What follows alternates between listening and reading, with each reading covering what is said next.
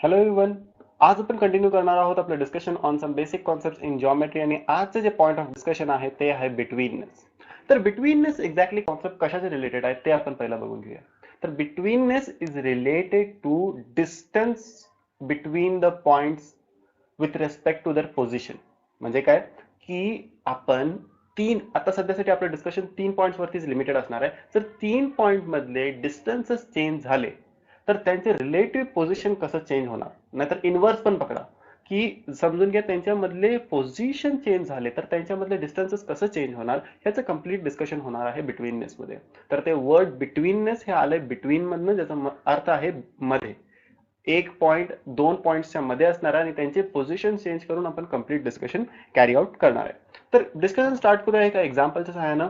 तर एक्झाम्पल आहे, there are 3 points P Q and R which are distinct 3 points आणि ते कोलिनियर आहेत. आता आपण सगळे पॉसिबिलिटीज बघणार आहे की पी क्यू आर चे पोझिशन कसं कसं डिफरंट होऊ शकतात आणि त्याच्या बेसिसवरती त्यांच्यामधले डिस्टन्सेस कसे चेंज होऊ शकतात. तर स्टार्ट करूया फर्स्ट केस पासून. आता त्याच्या अगोदर मला सांगा की कोलिनियर पॉइंटचा कन्सेप्ट आपल्या सगळ्यांना क्लिअर आहे, मागच्या आपण सेशन मध्ये पण बघितलेलो.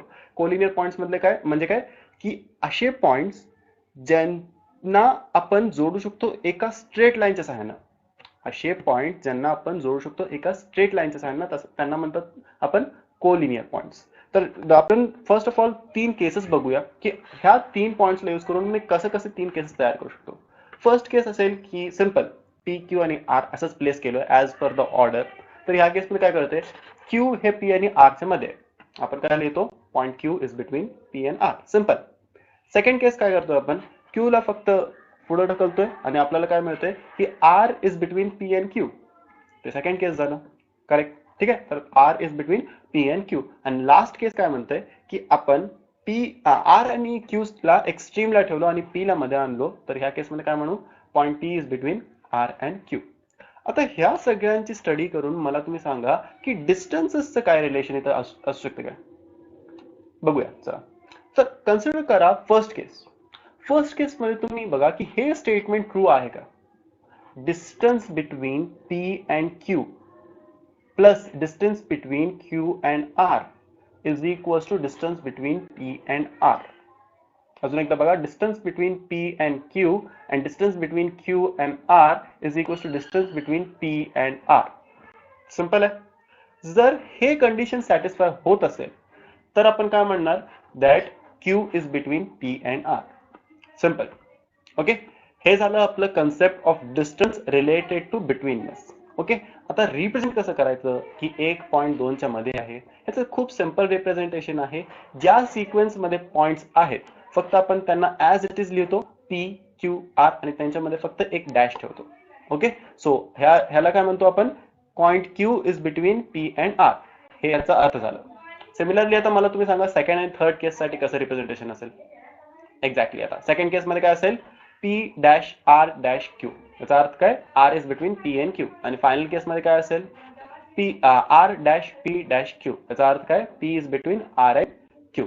आता आपल्याला कळालं की बिटवीननेसचा कन्सेप्ट काय आहे, ते डिस्टन्सला कसं रिलेटेड. आता ह्याला कम्प्लिटली अंडरस्टँड करण्यासाठी, एक थरो अंडरस्टँडिंगसाठी आपण एक एक्झाम्पल सॉल्व्ह करूया आणि त्या एक्झाम्पलच्या बेसिसवरती आपण कम्प्लीट डिस्कशन कॅरी फॉरवर्ड करूया.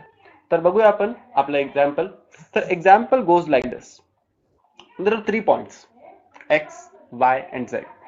ते कोलिनियर आहेत. फर्स्ट कंडिशन, कारण आपलं पूर्ण डिस्कशन बिटवीननेसचं कोलिनियर पॉइंट्स वरतीच चालतं. Okay. So collinear is must. आणि त्यानंतर डेटा थोडंसं दिलंय की distance between X Y is equal to 17 and distance between Y Z is equal to 8 and we have to find distance between X and Z. Okay. आता हे x Y Z चे relative position दिलंय काय, no. तर किती cases तयार होऊ शकतात, 3 पॉइंट्स आहेत. आपण मागं बघितलं की 3 पॉइंट्स यूज करून आपण 3 केसेस तयार करू शकतो. तर ह्या कंडिशन मध्ये पण आपण 3 केसेस तयार करू शकतोय. लेट्स सी की आपण 3 केसेस बेसिसवरती हे एक्स वाय चं डिस्टन्स कसं कसं डिटरमाइन करू. Okay. So let's start with the first case. The case number 1. So case number 1 goes like this. Point y lies between x and z. Simple आहे. x dash y dash z. Simple. ते जसं sequence आहे त्याच केसमध्ये consider केलं. आता याला थोडं डायग्रामॅटिकली रिप्रेझेंट करू. x and x y z.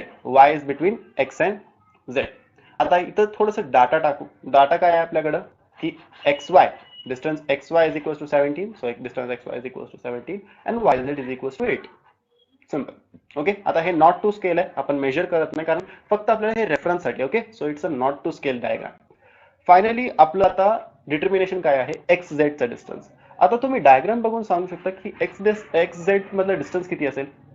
Exactly 25 असेल. कसं काढलो, आपलं बेसिक कन्सेप्ट तर आहेच की हे क्लिअर कट डायग्राम मधून झालं की हे लाईन जर 17 ची असली आणि हे लाईन 8 ची असली, दोघांचं ऍडिशन 25 होते. पण आपलं लास्ट स्लाइड मधले स्टेटमेंट यूज करून आपण काय सांगू शकतो, if these 3 points are co-linear and y is between x and z, then distance between point xz is equals to distance between point xy and distance between point yz. So xz is equals to xy plus yz आणि यांना add केलं तर answer 25 मिळेल. So distance between x and z is equals to 25.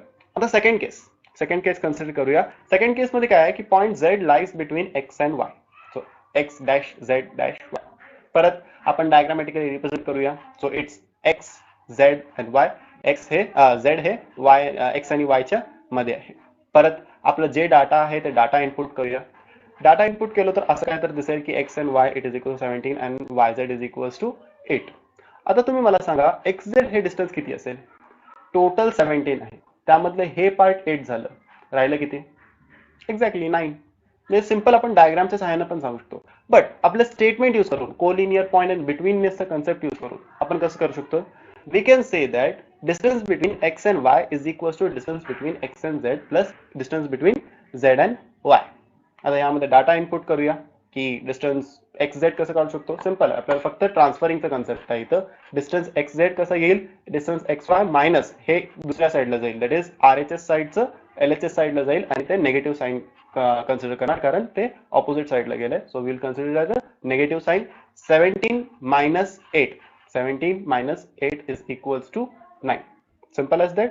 आणि आपल्याला काय कळलं, distance between X Z is equals to 9. हे पण केस क्लिअर आहे. आपण आता इथं बघितलं तर आपल्याला डायग्रामच्या सहाय्याने पण इझिली कळेल. So it's very much essential की तुम्ही डायग्राम ड्रॉ करणं शिकायला पाहिजे. डायग्राम सिंपलच आहे, फक्त आपल्याला रिलेटिव्ह पोझिशन कळाली तर आपण एक सिंपल डायग्राम ड्रॉ करू शकतो आणि जर डायग्राम ड्रॉ केला तर तुम्हाला इझिली सम सॉल्व्ह होणार. So always draw diagram. आणि आता लास्ट केस कन्सिडर करूया. आपलं लास्ट केस काय आहे, तर थर्ड केस म्हणते की point x lies between Y and Z. So it's Y dash x dash Z. Diagrammatic परत रिप्रेझेंटेशन करूया. डायग्रामेटिकली रिप्रेझेंट केलं तर असं काय तर दिसेल की z त्यानंतर x आणि त्यानंतर y, that is x is between z and y. आता ह्यामध्ये काय तर स्पेशल आहे. यामध्ये स्पेशल काय आहे की जर डाटा आपण इनपुट केलं, डाटा काय होतं yz इज इक्वल्स टू 8 आणि xy इज इक्वल्स टू 17. पण डायग्राम थोडं चुकीचं वाटत नाही, कारण की आपण सांगालोय की x या डिस्टन्स मध्ये 17 चा डिस्टन्स आहे. एक्स युनिट डिस्टन्स मध्ये 17 चा डिस्टन्स आहे. आता तुम्ही प्रॅक्टिकली बघितला, आपण समजा एक 8 सेंटीमीटरची लाईन ड्रॉ केलो आणि त्यामध्ये मी तुम्हाला म्हणतो की 17 सेंटीमीटरची लाईन ड्रॉ करा, पॉसिबलच नाही ना. दॅट्स नॉट पॉसिबल, कारण की ह्यामध्ये हे लॉजिकल डायग्राम होत नाही, ह्यामध्ये लॉजिक चुकतोय. It's not at possible that in a 8 unit line there can be a 17 unit line. So since distance X Y is greater than distance yz, हे case पॉसिबलच नाही, because here the logic breaks, mathematical logic breaks. कारण की 8 centimetre किंवा 8 युनिटच्या line मध्ये कधीही 17 युनिटचं distance येऊ शकत नाही. So that's all. त्यामुळे आपण काय सांगू शकतो, x can never lie between y and z for the given condition. आपल्याला जे डाटा दिलाय त्याच्या बेसिसवरती आपण काय सांगू की x can never lie between y and z. That's all for today's session. Thank you so very much.